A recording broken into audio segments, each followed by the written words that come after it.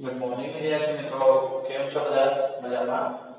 ધોરણ 9 ની અંદર ગુજરાતી વિષય 9 ના ગુજરાતીમાં મિત્રો આપણે હાલ અંગમ લંઘયતે ગિરિમ એવો પાઠ સ્ટાર્ટ કરવાનો છે. 18મો પાઠ છે જેનું નામ છે પાઠ નંબર કેટલામો? 18 અંગમ લંઘયતે ગિરિમ. આ છે સંસ્કૃત વાક્ય છે મિત્રો. અંગમ લંઘયતે ગિરિમ, અંગમ લંઘયતે ગિરિમ. તો આનો અર્થ શું થાય છે કે પાંદડું છે એ પણ લંઘયતે ઓળંગી જાય છે. ગિરિમ એટલે કે પર્વત. પાંદડા પણ પર્વત ઓળંગી જાય છે. તો મિત્રો શા માટે આવું કહેવામાં આવ્યું છે? કારણ કે આત્મવિશ્વાસ હોય તો શરીરની નબળાઈ તમારી એને પણ તમે પાર કરી શકો છો. આવું જ કંઈક અહીંયા આ પાઠની અંદર કહેવામાં આવેલું છે. અરુણિમા નામની એક એથ્લેટ્સ હોય છે, તેને ચોર છે તે ચાલતી ટ્રેને ફેંકી દે છે અને સામેથી જે આવતી ટ્રેન છે એમાં એના પગ કપાઈ જાય છે. છતાંય સામાન્ય માણસની જે ના થઈ શકે એવરેસ્ટ સર કરે છે અને એના ઉપર ઘણા બધા બીજા પણ માઉન્ટેન્સ છે એની ઉપર ચડાઈ કરે છે. તો શરૂ કરીએ પાના નંબર 121.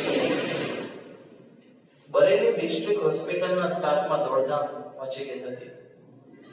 અરુણિમા નામની છોકરીના પગનું ઓપરેશન કરવાનું હતું, પરંતુ ચિંતાજનક બાબત એ હતી કે અહીં ન હતી લોહી માટે વ્યવસ્થા કે ન હતી દર્દીને બેહોશ કરવા એનેસ્થેસિયાની સુવિધા. અરુણિમાએ અર્ધ ભાનાવસ્થામાં આ અંગેની ચર્ચા સાંભળીને ડોક્ટરને હિંમતે કહ્યું, સરજી, મારો પગ કપાયો, હું આખી રાત રેલવે ટ્રેક ઉપર પડી રહી, મેં ભયંકર વેદના સહન કરી, તો હવે તો તમે મારા ભલા માટે મારો પગ કાપશો ને? હું સહન કરી લઈશ. એની અડગતા જોઈને ડોક્ટર અને નર્સ છે એ પણ આભા બની ગયા. તેમની માનવતા જાગી ઉઠી. હોસ્પિટલના ડોક્ટર અને ફાર્માસિસ્ટે રક્તદાન કર્યું અને એનેસ્થેસિયા વિના અરુણિમાનો પગનું ઓપરેશન કરી નાખ્યું. ભયંકર વેદનાભરી સ્થિતિમાં તેનો પગ અલગ કરાયો. એ પીડાનું સ્મરણ આજે પણ એવા રોવાના ઉભા કરી દે છે. આપણા શરીરમાંથી કોઈ ભાગ છે એ નોખો કરવો કટ કરીને, તો વિચાર કરો કેટલી વેદના થાય. 2011ની એપ્રિલે અરુણિમા CIFS માં જોડાવા માટે ઇન્ટરવ્યુ આપવા પદ્માવત એક્સપ્રેસના લખનૌથી દિલ્હી જઈ રહી હતી. ત્યારે કેટલાક બદમાશોએ એની સોનાની ચેન ખેંચવા પ્રયાસ કર્યો. ડબ્બામાં મુસાફરોની હાજરીમાં ઘટના બની, પણ કોઈએ તેનો વિરોધ ના કર્યો. કોઈએ તેમને અટકાવ્યા નહીં. વોલીબોલની રાષ્ટ્રકક્ષાની રમતવીર રહેલી અરુણિમા એ સામે લડત આપી. એ ઝઝુમી, પરંતુ એકલી અને અસહાય હોવાથી બદમાશોએ તેને ટ્રેન બહાર ફેંકી દીધી. તેના દુર્ભાગ્યે એ જ વખતે સામેથી બીજી ટ્રેન પસાર થઈ અને એના ઉજ્જવળ ભાવિને કચોટતી ગઈ. અરુણિમાની ડાબો પગ ટ્રેન નીચે કપાઈ ગયો. લોહી લોહાણ હાલતમાં આખી રાતે મદદ માટે બૂમ પાડતી રહી, પણ કોઈ એની મદદે આવ્યું નહીં. રાત્રિના અંધકારમાં તે 7 કલાક ટ્રેન ઉપર પડી ગઈ. ત્યાંથી 49 ટ્રેન પસાર થઈ ગઈ, પણ આ કસોટી કાળમાં એની મદદે કોઈ ફરક પડ્યો નહીં. માત્ર એના કપાયેલા પગના માંસની નિષ્બાની માનવા ઉંદરો આવ્યા. સ્થિતિ ખાલી ગંભીર તમે જાઓ મિત્રો. રાતનો સમય, એક અંજાન ટ્રેક, એની ઉપર બીજી ટ્રેન ત્યાં આવતી હતી.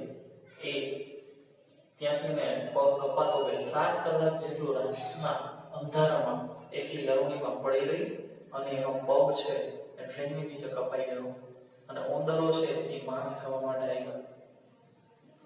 અરુણિમાનો ડાબો પગ માત્ર ચામડી ઉપર લટકતો હતો. જમણા પગના હાડકાના ઘણા ટુકડા થઈ ગયા હતા. એની કરોડરજ્જુમાં તિરાડ પડી ગઈ હતી. તે ચીસો પાડતી, સહન કરતી, રડતી પડી રહી. સવારે તેને બરેલી હોસ્પિટલમાં લઈ જવાઈ અને ત્યાંના કેટલાક તાત્કાલિક ઓપરેશન પછી તેને દિલ્હીના એમ્સ હોસ્પિટલમાં ખસેડવામાં આવી.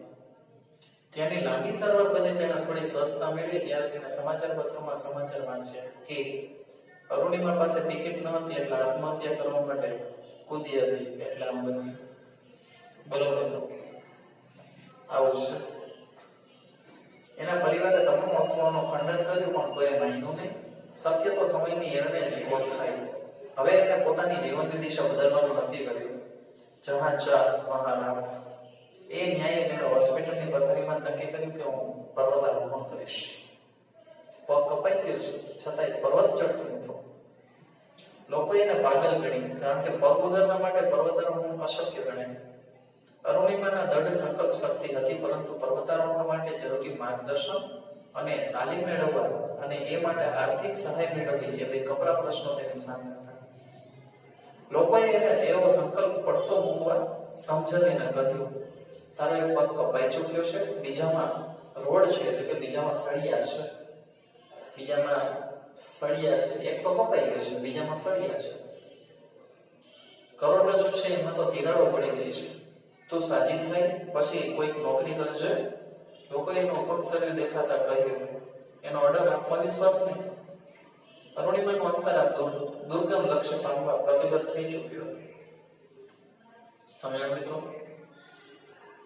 ચાલો, તો આજે આપણે પેજ નંબર 121 ઉપર પાઠ number 18 page number 121 page number કેટલા મિત્રો 121 ઉપર આજે મેં તમને જેટલું કરાવેલું છે તે તમારે નાની નોટબુક ની અંદર વ્યવસ્થિત અક્ષરે એકવાર લખવાનું છે. સમજાયું? જેટલો હોમવર્ક વ્યવસ્થિત કરશો એટલું બધું આવડતું જશે, નહીંતર પછી આગળ ક્યાંય સમજાશે નહીં. ઠીક છે? ચાલો, તો મળશો હવે આવતા નેક્સ્ટ વિડીયોમાં.